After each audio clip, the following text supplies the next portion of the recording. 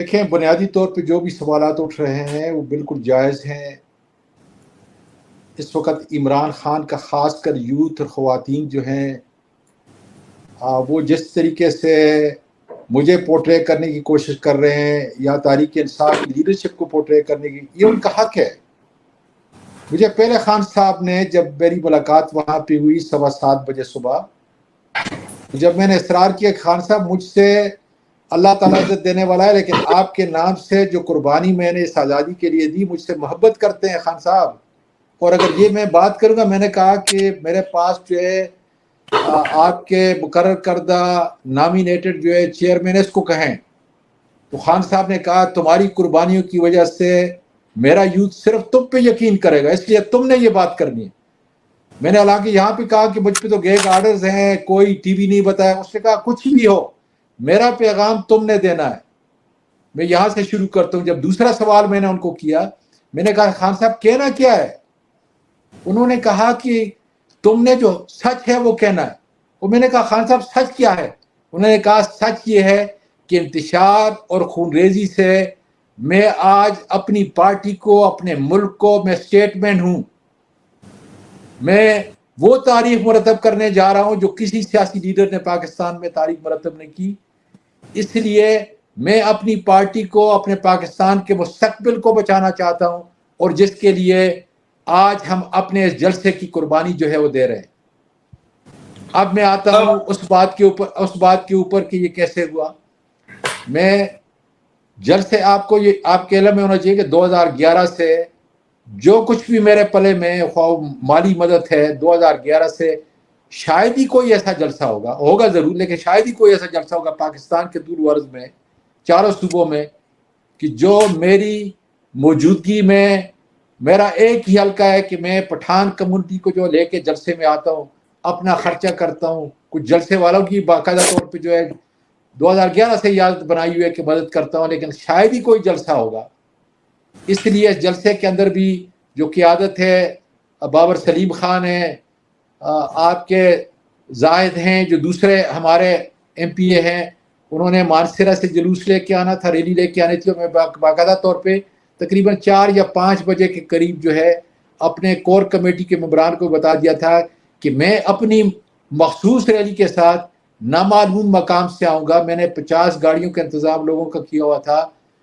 اس لیے میں پشاور چلا گیا سی ایم تاکہ وہ بتائیں کہ کون سی ایسی زیادہ سینسیٹیو جگہ ہے جہاں پہ زیادہ مساہمت ہوگی. میں اپنا یہ 50 گاڑیوں کا قافلہ وہاں پہ چھوڑوں گا.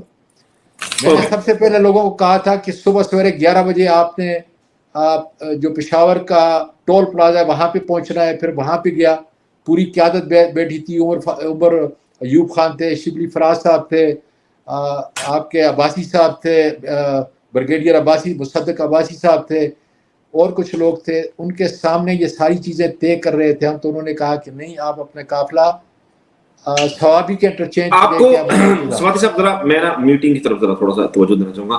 آپ کو کس وقت پتا چلا کہ آپ نے خان صاحب سے ملنے جانا ہے؟ پہلا سوال یہ.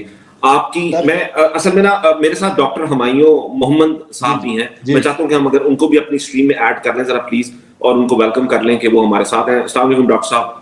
سر صاحب تھینک یو فار جوائننگ اس. اور آپ جو ہے آپ کی دوسری ملاقات تو یہ کل آپ کی ملاقات اس سے زیادہ اہم اور وہ تھی. میں آپ پر آتا ہوں، مگر میں پہلے سواتی صاحب سے یہ والی بات پوچھوں. صاحب آپ کی ملاقات رہی 2 گھنٹے تک جاری. تو اگر عمران خان نے صرف آپ کو پیغام دینا تھا تو وہ تو پیغام 15-20 منٹ میں، آدھے گھنٹے میں دیا جا سکتا تھا.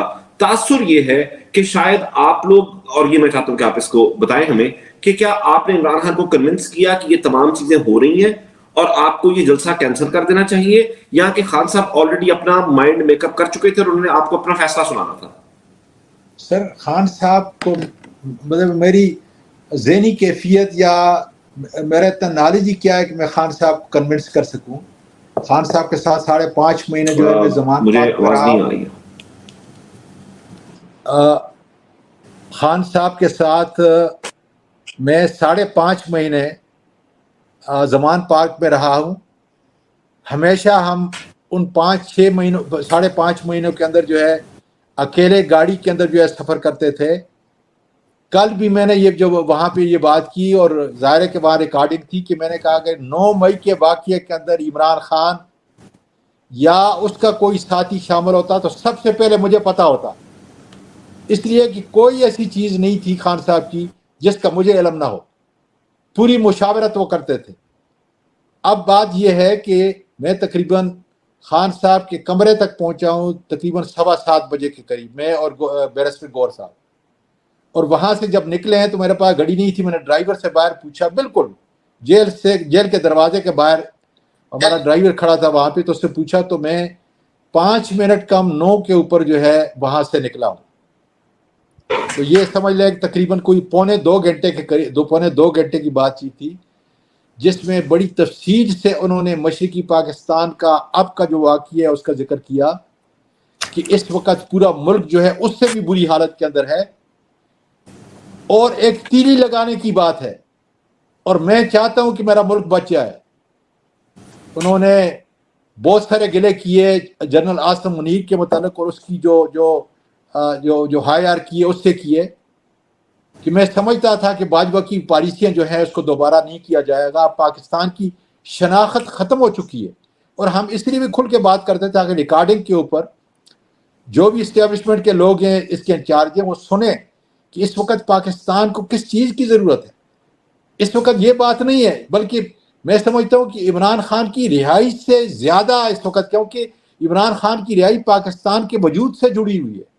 اس وقت ہم نے انفرادی طور پہ نہیں، اجتماعی طور پہ سوچنا ہے کہ کون ایک ایسا لیڈر ہے، اور یہ اللہ تعالیٰ کا شکر ہے کہ صدی کا سب سے بڑا لیڈر جو ہے اللہ تعالیٰ نے عمران خان کی صورت میں، جس کے اوپر اکراس دا بورڈ جو لوگ نہیں کرتے تھے وہ بھی آج یہ کہہ رہے ہیں کہ ایک ہی آدمی ہے کہ جس کے اوپر ٹرسٹ کیا جا سکتا ہے۔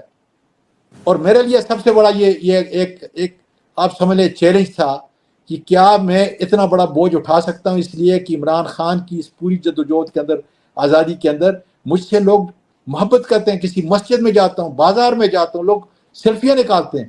میں نے خان صاحب کو اس کا دیا خان صاحب نے کہا تم نے جا کے کہنا ہے کہ تم کو میں نے بلایا ہے۔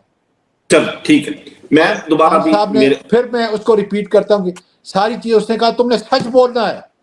ٹھیک ہے، اس وقت ختم نبوت کا دیکھیں، یہ پوائنٹ بڑا ضروری ہے، اس نے کہا اس وقت ختم نبوت کے سارے مذہبی لوگ آئے، اور جو ختم نبوت سے جتنی مجھ کو محبت ہے، جو میں نے یونائٹڈ نیشن کے اندر کیا، جو میں القادر یونیورسٹی بنا رہا تھا تاکہ پوری ریسرچ ہارورڈ کی طرح ریسرچ ہو ان صحابہ کرام کے متعلق اور نبی کریم صلی اللہ علیہ وسلم کی پوری زندگی، کہ اچانک وہ لوگ جن کی کوئی تعلیم نہیں تھی، جن کا کوئی بیک گراؤنڈ نہیں تھا، اچانک 1100 سال تک اتنے بڑے لیڈر دنیا کے اندر کیسے ہو گئے؟